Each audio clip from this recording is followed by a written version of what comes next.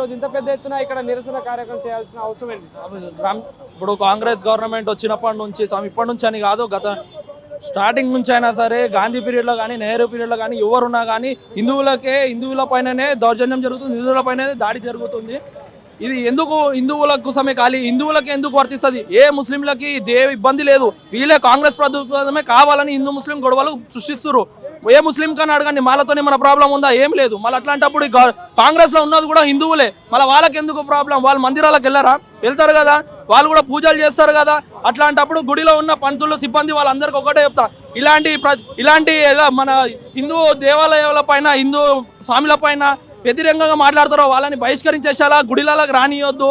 కాంగ్రెస్ కు అటో దేశ్ కు బచావ్ అంతే. ఈ కాంగ్రెస్ గవర్నమెంట్ వల్ల ఇవన్నీ ప్రాబ్లంలు అవుతున్నాయి. హిందూ ముస్లిం గొడవలు కానీ కారణం కూడా కాంగ్రెస్ పార్టీయే. హిందువుల పైన ఇవన్నీ చేస్తారు. మన హిందువులు ఎంతమంది అయితే ఉన్నారో కాంగ్రెస్ పార్టీల నుంచి వెళ్ళిపోవాలా, బహిష్కరణ చేయాలా.